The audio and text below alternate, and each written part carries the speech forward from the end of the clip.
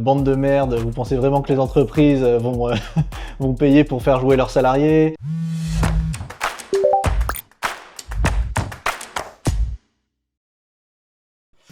Bonjour à tous et bienvenue dans J'avais dit. Aujourd'hui, un épisode un petit peu différent de ce qu'on a l'habitude de proposer. Je suis dans les locaux de Corporico, qui est le partenaire de la chaîne. Pour m'accueillir, je suis avec David, qui est l'une des têtes pensantes de la société.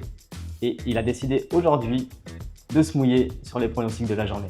David, merci beaucoup. Salut Anthony. Ça va, tu vas bien? Eh ben super, hein. Ouais. Ravi de t'accueillir. Voilà, merci beaucoup. J'étais pas encore venu et j'apprécie. On aura l'occasion, j'espère, de se revoir encore plusieurs fois. Corporico, pour ceux qui ne connaissent pas, c'est quoi en quelques mots? En quelques mots, c'est un concours de pronostics pour les entreprises. Donc, tu es une entreprise, tu as envie de faire une animation fédératrice à l'occasion d'un grand événement sportif, notamment une Coupe du Monde, un Euro de football. Donc là, on parle de la Coupe du Monde. Eh ben, on va te créer un concours de pronostics totalement personnalisé aux couleurs de ton entreprise, avec ton logo réservé uniquement à tes salariés. Et pendant 5 semaines, les salariés vont pouvoir pronostiquer tous les jours sur les matchs et pour les meilleurs, remporter des cadeaux mis en jeu par l'entreprise. Donc c'est super convivial, ça charrie beaucoup la machine à café dans les couloirs, ça met une très bonne ambiance. Nous, les retours qu'on a des clients sont très bons parce qu'ils sont tous satisfaits de ce parfum de Coupe du Monde qui vient dans les locaux. C'est vrai, la guerre des collègues. Ah, ça fait... C'est ça. Moi, j'ai eu l'occasion de travailler avec toi pendant quelques années, justement. C'est ça qui m'a intéressé à me rapprocher de vous. Et c'est vrai que tout de suite, dès qu'il y a un match, le premier réflexe qu'on a, c'est tout de suite sortir son téléphone, aller sur l'application, dire ils sont où, qui a parié quoi. Exactement. Non, c'est vraiment un beau projet. Et du coup, ça part de quoi? Comment ça arrivé? Ça part de quoi? Justement, c'est pas tombé comme ça du jour au lendemain. C'est quelque chose que je faisais déjà avec mes potes depuis super longtemps. Depuis 2010, on avait fait le premier concours entre potes. À l'époque, on était une quinzaine. Et en fait, d'année en année, ça prenait un peu d'ampleur. Et à chaque fois, mes potes me relancent. Ouais, c'est sûr, faut que tu refasses le concours, faut que tu refasses. Dès qu'il y a une Coupe du Monde ou un Euro, ils me disaient, voilà, faut le faire. Et en 2016, je me suis dit avec mes deux associés, Ronny et Vincent, j'ai ce concept avec mes potes qui marche très bien, qui cartonne, qui nous met une super ambiance dans notre groupe, toutes les grandes compétitions. Faudrait essayer avec les entreprises. Et on a essayé. Et alors, ça n'a pas tout de suite marché. C'était début 2016. À l'époque, il n'y avait pas du tout tous ces concours de pronos entre amis, tout ça, ça n'existait pas. C'était du fichier Excel ou du tableau Velleda. Et donc, quand on propose ça aux entreprises, on essaie de se faire connaître. Il y a un journaliste qui nous dit, je ne sais pas si ça va être crypté, mais bande de merde, vous pensez vraiment que les entreprises vont payer pour faire jouer leurs salariés? Et même, on s'était dit avec Ronny et Vincent, voilà, c'était en janvier. L'euro, c'était en juin. On dit, voilà, si d'ici fin avril, on n'a pas X clients, on arrête. On lance pas le projet, quoi. Et on était sur le point d'arrêter. Et du jour au lendemain, vraiment, je me rappelle très bien, c'était un vendredi vers 11h. On reçoit sur le site genre 30 demandes d'un coup. Incroyable. Et en fait, on était dans une newsletter de stratégie qui nous avait partagé. Ouais, il avait vu un article sur LinkedIn, enfin un post sur LinkedIn de Ronny ou moi. Et il a partagé ça gratuitement, comme ça, parce que c'était une bonne idée dans la newsletter. On a eu plein de demandes et c'est là que l'histoire a commencé. Magnifique. C'est une belle histoire. Merci beaucoup de partager ça. Et franchement, aujourd'hui où vous en êtes, franchement, c'est beau, quoi. Ah non, franchement, on a fait du beau chemin. Les clients sont fidèles. On a quasiment 1 million de salariés qui pronostiquent là pour la Coupe du Monde. Donc plusieurs milliers d'entreprises. Donc ça fait du bon chemin. Là, donc tu m'as dit que tu fais plusieurs choses. On ne fait pas que du foot. Là aujourd'hui, on est on parle de la compétition, on parle de la Coupe du Monde parce qu'on est en plein dedans et avec Corporico, on s'est associé là-dessus. Mais Corporico, c'est plus que du foot, ça va au-delà. Ouais, alors Corporico, c'est le produit pronostic de notre société. Donc on le fait sur 2 événements, Coupe du Monde de rugby, championnat de handball, basketball, vraiment on couvre même le tennis, les internationaux de France tous les ans. Et à côté, et le reste de l'année, on a d'autres produits aussi en fait des animations qui vont fédérer les salariés. Donc par exemple à l'occasion d'Octobre Rose, à l'occasion de Trop bien. Noël, le calendrier de l'Avent, on a des quiz, on a des concours de challenge de pas. Donc si pour les entreprises qui veulent créer des animations pour leurs salariés pour qu'ils échangent plus entre eux, pour qu'ils soient plus engagés dans l'entreprise, on a toute une palette C'est pas que le sport. d'animations. Ouais, c'est pas que le sport. Très bien, divers. Voilà, C'est bien. notre créneau, nous, c'est vraiment le lien social entre les salariés au sein de l'entreprise. Et ça fonctionne très Ouais. bien pour l'avoir essayé moi-même. Je vous le conseille fortement. J'espère que ça continuera à se développer. J'espère avec le aussi, temps. ouais. Mais ouais, on construit. D'ailleurs, au moment du Covid, à l'époque, on avait que Corporico. Il n'y avait pas Brava avec tous les autres produits que je viens de te citer. Et au moment du Covid, on a plein de clients Corporico qui nous ont dit aidez-nous. Tous nos salariés sont en télétravail. On a adoré Corporico sur l'Euro, sur la Coupe du Monde. Il nous faut d'autres animations. Et donc, c'est de là qu'est née aussi l'idée de Brava de faire une solution tout au long de l'année avec plein d'animations. Ok. C'est quoi les futures étapes pour toi? C'est quoi les next steps de Corporico? Alors, Si tu peux nous en parler. Ouais, Corporico, il est bien installé. Là, l'idée, ça va être on a eu beaucoup de nouveaux clients sur la Coupe du Monde. L'idée, ça va être de les convertir sur du Brava. Et donc ça, c'est un gros enjeu pour nous, d'avoir voilà, ce portefeuille client qui, toute l'année, est client chez nous et pas seulement sur des événements ponctuels. Donc ça, c'est le gros challenge pour la fin d'année 2026 et 2027. Mais la marque Brava est née fin 2025. Et donc là, les débuts sont vraiment très, très encourageants. Top. Et là, on va essayer de profiter de cet élan de la Coupe du Monde pour faire grossir tout ça. On va suivre ça de très près alors. Bah, écoute, je te remercie beaucoup de nous avoir éclairci sur l'histoire de Corporico. Avec plaisir. Avec Corporico, on s'est associé avec Javedi pour le tournoi en question actuellement qui est la Coupe du Monde. Des premières surprises, on va dire, sur cette compétition. Qu'est-ce que tu en penses déjà dans un premier temps? La Coupe du Monde, c'est toujours particulier. Hein. On attend ça tous les 4 ans.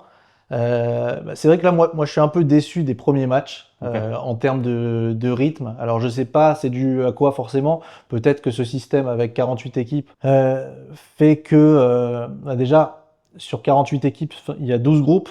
Les 2 premiers sont qualifiés, plus les 8 meilleurs troisièmes. Donc, ça pousse pas trop les équipes à prendre des risques. Ouais, c'est vrai. On peut se qualifier. Je pense qu'il y a des équipes qui vont se qualifier en 16e de finale avec 2 points, enfin avec 3 points ou même 2 points. Donc, on a des matchs serrés. Il y a aussi cette pause fraîcheur qui casse un peu le rythme. Ouais, ça fait 4 quarts-temps plutôt que 2 mi-temps. D'ailleurs, on voit dans un match de foot traditionnel, il y a rarement des buts dans les 10 premières minutes. Et donc là, si on rajoute un break, ça fait que les joueurs ont un peu du mal à se relancer. Donc, même dans les prolongations, il n'y a jamais beaucoup de buts. Donc, ça favorise un peu les gens qui pronostiquent des matchs fermés. Mais voilà, je pense que il y a aussi un peu d'appréhension. Il y a beaucoup d'équipes qui n'ont jamais joué à la Coupe du Monde. Donc, ça va mettre du temps à se lancer. Mais je pense que quand les gros matchs vont arriver, ça va être beau parce que voilà, autour, il y a beaucoup de choses qui sont faites il y a pas mal de spectacles autour. On a vu les entrées différentes des joueurs, ça apporte des nouveautés. Je pense qu'on va avoir des gros beaux matchs dans les jours à venir. Mais ouais, démarrage un peu poussif pour ma part. Vrai, je suis d'accord avec toi. Je ne m'attendais pas à autant, comme tu dis, de matchs fermés. Il y a eu beaucoup de matchs nuls, etc. Ouais. Donc, à voir sur les prochaines sessions de poule. Là, actuellement, tout de suite, hein, tu as un favori déjà ou pas du tout? Si tu ne fais pas, on ne prend pas la France. J'avais un favori avec le match qu'ils ont fait contre le Cap-Vert. Mon favori, c'était l'Espagne. Après, c'était le favori de la compétition, mais pour le coup, je pense qu'ils peuvent aller au bout, même avec ce faux pas sur le premier match. On a vu en 2022 l'Argentine qui perd contre l'Arabie Saoudite et qui gagne la compétition. Même l'Espagne en 2014. Je crois le premier match, ils ne le gagnent pas. Donc ça veut rien dire le premier match. Ouais, et puis là, il y a plus d'équipes, la compétition est plus longue. Donc c'est vraiment celui qui va gérer le mieux sa compétition, je pense. Ouais, non, ils ont un bon collectif. Je pense qu'ils peuvent. Ils vont aller dans le dernier carré. On va partir sur l'Espagne. Ouais. On verra bien si tu avais dit vrai ou pas là-dessus. Et une petite surprise sur les équipes là, qui sont passées. Petite surprise. Alors, là encore, le premier match me fait mentir. Avant la compétition, mon équipe surprise, c'était l'Équateur, qui a perdu Ok, contre la ouais. Côte d'Ivoire. Ouais, Mais j'ai bien aimé leur match. Leur première mi-temps était très bonne. Ils font 2 barres transversales. Ils ont perdu le premier match. Je pense qu'ils vont quand même se qualifier. Il y a Curaçao dans Mhm. la poule. Je pense qu'ils vont se qualifier. Ils peuvent faire du mal à des grosses équipes. C'est vrai. C'est une grosse défense. Ils font deuxième des éliminatoires Am Sud et ils prennent 5 buts, je crois, Ouais. sur pas mal de matchs. Euh, ils peuvent faire quelque chose. Ouais. Bon, on va voir sur leur prochain match. Mais ouais, moi aussi Mm. j'aime bien cette équipe avec ce qu'ils Ouais. proposent un gros jeu défensif. En plus, j'ai vu qu'ils n'avaient pas perdu depuis 2 ans, je crois. Ouais, ils Septembre ont 2024, quelque chose comme ça. Ouais. Donc, ouais, je bonne pense assise que. défensive. Ouais. Même devant, j'ai trouvé que ça allait vite. Ils ont vraiment pas eu de chance. Mm. La première mi-temps était vraiment très bonne. Mais bon, j'avais dit avant la compétition Espagne-Équateur en favori et en Ouais. surprise. Donc On je me reste fais pas là-dessus. influencer On par reste- les premiers matchs qui me font mentir, C'est mais ça. je On le va dis, rester je le dis là-dessus. toujours. Trop bien. Ok. Bon, bah, on verra bien si tu avais dit vrai. Toi, c'est quoi ton meilleur souvenir d'une Coupe du Monde? Meilleur souvenir, moi je suis né en 86, donc ma première Coupe Ok. du Monde c'était 94. Mon seul souvenir c'était le penalty de Baggio. Ouais. J'ai vraiment ce flash je me rappelle où j'étais quand j'ai vu cette séance. Et j'avais pas vu, j'ai vu aucun match, je crois, à part la finale. J'avais 8 ans. Ok. Mais premier vrai souvenir, c'est forcément 98. Moi, ce qui m'a marqué, c'est la séance de penalty France-Italie en quart. Mhm. Et le Paraguay aussi. Le Paraguay, le but de Laurent Blanc, Ouais. but en or en huitième. Ouais. C'est vraiment 2 souvenirs très marquants. Ok. Après, la finale, oui, mais bon, ça, on s'en souvient tous. Et après, moins de souvenirs marquants. Enfin, après, c'est vrai que quand tu vois une Coupe du Monde enfant, t'as pas les mêmes yeux qu'une Coupe Mm. du Monde de Ouais, 2014, c'est vrai. 2014 ou 2018 ou 2022. Donc, ouais, mes vrais souvenirs, c'est 98 et 2006 aussi, elle était Ouais, vraiment belle. pas mal. Ouais, Ok. ouais. Même Ok. si elle s'est mal terminée, en termes de contenu, de gros matchs, de gros joueurs, enfin, tout le monde était là, quoi. Les Totti, les Mm. Ronaldinho, les Rivaldo, enfin, C'est vrai que c'était une grosse compétition. on parle beaucoup de ces moments-là parce qu'on avait vraiment énormément de légendes sur le terrain, Ouais, ouais. etc. Ouais, Tout, on mais était bien même forts. les pubs, tu sais, la pub Adidas, là, Ouais, ouais. avec les petits garçons, Nike il y avait avec tout. Joga Bonito, Et- etc. Ouais, ouais, c'était beau. il y C'était avait beau. tout dans cette Coupe Ah du ouais. Monde. Ah ouais, ça, Gilardi, enfin, tout. c'est- C'était la Coupe du Monde parfaite. On aurait juste voulu qu'elle se termine mieux, mais Mais ça, en on aurait termes voulu que ça se termine mieux, mais tu vois, ça reste emblématiques. Voilà, exactement, Ouais, emblématique. C'est le mot que je cherchais. Je me remercie beaucoup. Mais donc ça fait partie c'est vrai, de de l'histoire. l'histoire de l'équipe de France. Ok, bah je te remercie beaucoup, David. On va faire un petit jeu, si Ouais, ça t'intéresse. Du coup, on avec va plaisir. partir sur un petit vrai-faux. J'ai pas donné les réponses, j'ai pas donné les Allez. questions ni les réponses avant. Donc, on va partir sur un vrai-faux. Ok, donc là, j'ai les questions sous les yeux. Première question. Est-ce que Deschamps est à 3 victoires seulement de devenir le sélectionneur le plus victorieux de l'équipe de la Coupe du Monde ou pas? Vrai ou faux? Donc parmi tous les sélectionneurs, Ouais, hein, exactement. il en a fait quand même beaucoup. Il a fait 14, 18, 22. Je dirais vrai, ouais. Ouais, exactement, ouais, c'est vrai. Allez. Il va devenir, s'il gagne, on va croiser les doigts, hein, s'il gagne au moins 3 matchs, ça devient le recordman sur cette série. Ok, Ok, deuxième question. on va le pousser. On espère. Alors, est-ce qu'il y a un joueur de 40 ans qui sera capitaine de son équipe nationale dans ce mondial? Hmm, Non, Dante, il joue pas. Faux. Non, c'est vrai. C'est vrai? Ouais, Edin Dzeko avec la Ah ouais. Bosnie. Ouais. Ah, Il il est a passé encore 40 ans. là et Ouais. il portera le brassard de capitaine. Alors, vrai ou faux, le Mexique organise une Coupe du Monde pour la première fois de son histoire. Faux. Ouais. Mais Mexico, Exactement. 86. Oh, bien Ouais, joué, ouais. exactement. 70 et 86. Ouais. Bien joué. Effectivement, c'est faux. Donc, l'avant-dernière question. Alors, Mbappé est entré dans ce mondial avec plus de buts en Coupe du Monde que Juste Fontaine. Hmm, Faux. Ouais, Ouais, parce il en a que 12. Fontaine, il a mis déjà 13 dans une. C'est ça, Et, exactement. Et Mbappé, il en a 12. ouais. Il devrait peut-être, bon, on lui souhaite l'égaler ou le dépasser. Du coup. Dernière question. Le record du but en Coupe du Monde appartient à un joueur allemand. Toute compétition, vrai, c'est close. Ouais, exactement. Close, tout à fait. Bah écoute, 4 sur 4 5. sur 5. Ouais, bon. Très bonne note. Bien joué, David. Honorable. Merci pour ce petit jeu.